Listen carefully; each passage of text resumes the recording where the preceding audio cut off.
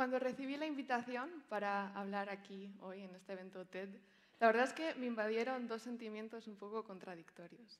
En primer lugar, sentí una gran emoción por poder desgranar el trabajo de los equipos diplomáticos aquí en Bilbao, capital del mundo y centro neurálgico de las relaciones entre países.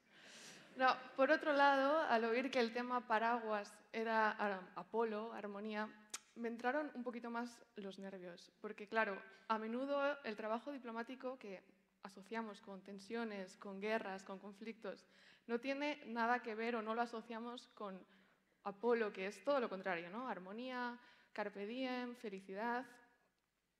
Y es verdad que el contexto en el que nos encontramos ahora mismo, con una guerra a escasos 3.000 kilómetros de aquí, no me lo pone mucho más fácil. En los últimos días, nuestros titulares se han llenado, nuestros periódicos, revistas, redes sociales se han llenado de titulares como estos. Y es verdad que cuando tenemos guerras, la diplomacia y los diplomáticos sufren su mayor descrédito. Se les acusa, por un lado, de pasividad ante las acciones de sus gobiernos y, al mismo tiempo, de indiferencia ante la gravedad de los enfrentamientos. Estoy segura de que algunos de vosotros ahora mismo compartís ese recelo con respecto a la eficacia de la diplomacia. Así que, bueno, en estos 15 minutos creo que se me van a quedar un poco cortos para intentar convenceros, pero vamos a intentarlo. Si tomamos un poquito de distancia con respecto a todo lo que nos llega a través de las redes sociales, de los periódicos, ¿qué es la diplomacia? Podemos verlo desde el punto de vista etimológico. La palabra diplomacia viene del concepto diploma, es una palabra griega, que era un pequeño documento que llevaban los representantes griegos para poder viajar entre regiones sin ser atacados. Pero me gustaría ponerlo en términos mucho más crudos, yendo directamente al principio, mucho antes de los griegos y esa manía de poner nombres a cosas que usamos 4.000 años después. ¿Qué es, en verdad, la diplomacia? Como decía, yendo al principio, a la época en la que los núcleos de Homo sapiens vivían en cavernas, la diplomacia es escuchar el mensaje en vez de comerse al mensajero. Y estoy de acuerdo, creo que estaremos de acuerdo, en el que no hay nada más armónico que dejar el canibalismo a un lado para escuchar una serie de sonidos guturales. Pero lo cierto es que elegir lo primero sobre lo segundo no es algo que podamos dar por sentado, ni ahora ni en la época de las cavernas. Nuestro instinto de supervivencia nos lleva a encasillar todo aquello que es diferente, extraño o ajeno a nosotros como una amenaza. Por ello, escuchar el mensaje o comerse al mensajero es de verdad la respuesta de facto del ser humano. De hecho, el puesto de diplomático como funcionario público surge del miedo de los emperadores y de los gobiernos en sus momentos de viajar, porque temían que fueran asesinados. Entonces decidieron elegir a un civil normal y que fuera él. Lo cierto es que escuchar a ese extraño que viene hacia nosotros, cuyo idioma no conocemos, cuya experiencia puede que sea un poco distinta a la nuestra y cuyas intenciones son muy inciertas, nos permite obtener muchísima información, nos aclara quién es, ¿no? También qué quiere, cuándo va a actuar o dónde va a actuar, cómo va a actuar, de dónde viene y por qué está haciendo las cosas que está haciendo. Sí es cierto que si dejamos atrás el paleolítico, el neolítico, los griegos y toda la evolución humana en su conjunto y nos miramos al espejo, nos daremos cuenta que tenemos dos oídos, pero solo una boca.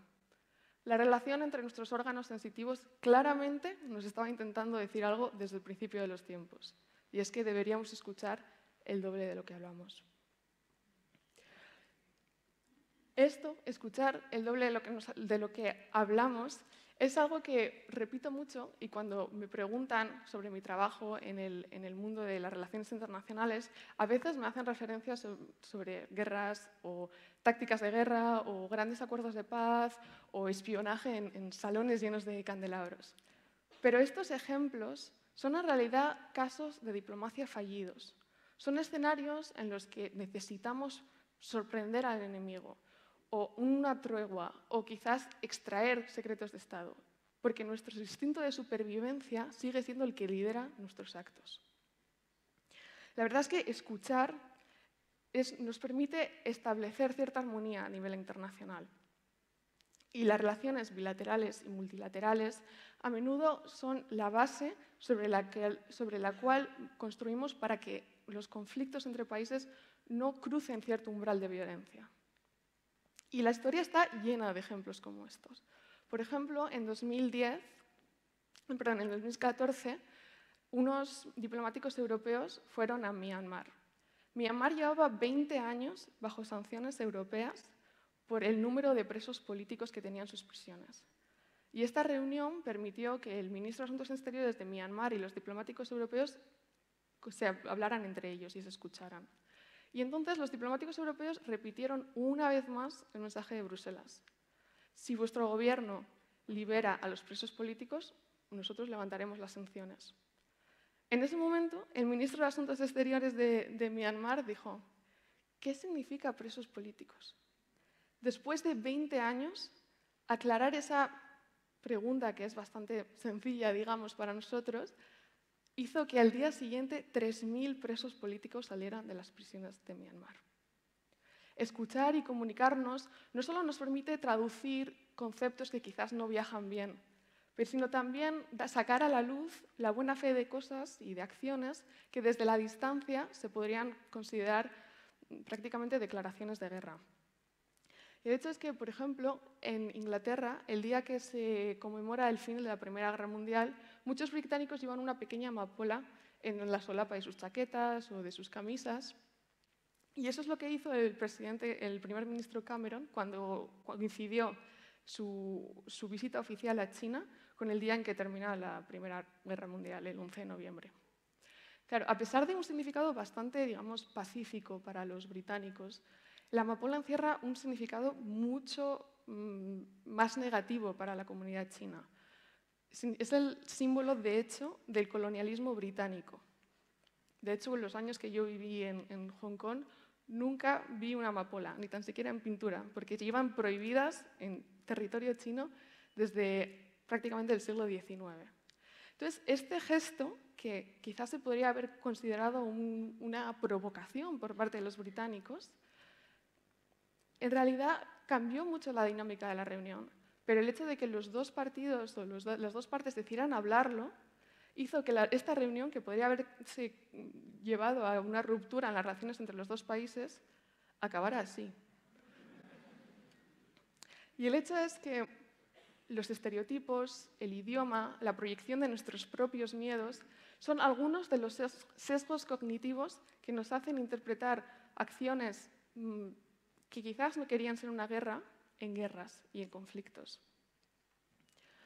No obstante, cuando hablamos podemos entender de dónde viene el otro, sus límites, sus condiciones, qué quiere de nosotros y encontrar ciertos puntos en común. No obstante, y esto es muy importante, al escucharnos mutuamente no significa estar de acuerdo, pero es verdad que ofrece un camino a la resolución que no es la violencia. A menudo asociamos la diplomacia con el consenso, pero la diplomacia no reclama consenso. La diplomacia se trata de ser firme en el asunto, pero suave con las formas. Y es que, por ejemplo, la Guerra Fría nos da un ejemplo muy bueno de cómo ocurre esto en la realidad. Como sabéis, la Unión Soviética y el Estados Unidos estaban siempre en desacuerdo sobre todo, sobre lo social, sobre lo político, sobre lo económico, pero aún así nunca dejaron de hablar. De hecho, había una línea directa entre el Kremlin y el Pentágono para que no hubiera nunca una ruptura dramática en las relaciones de los dos países. Y en 1987, Ronald Reagan y Gorbachev fueron a dar un paseo inocente por Ginebra para escucharse mutuamente.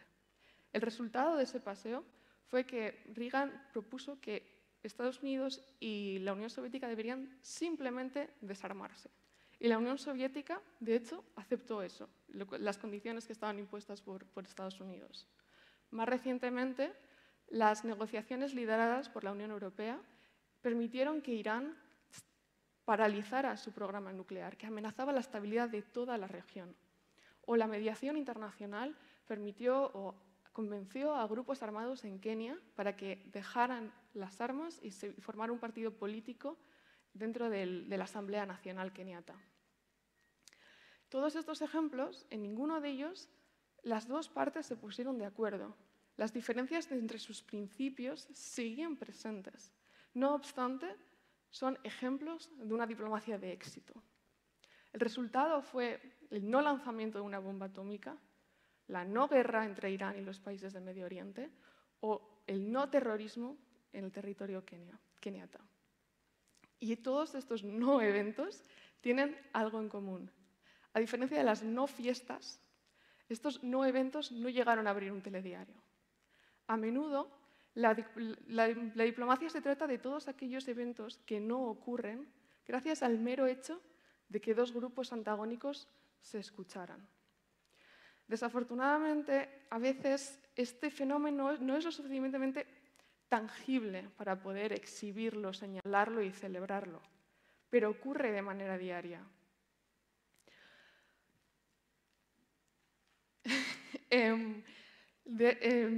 Perdón, esto.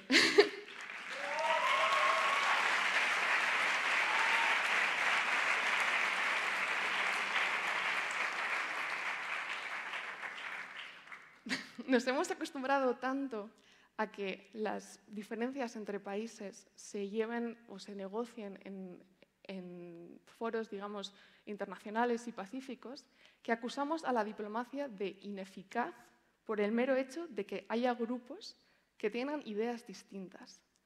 Pero vivimos en un mundo con 195 países, aún más naciones y aún más regiones.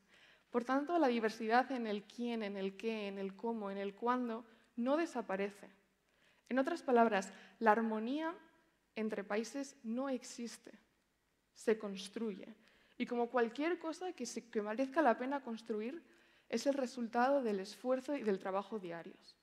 Porque un diplomático va a preferir 10 años de negociaciones a un día de guerra.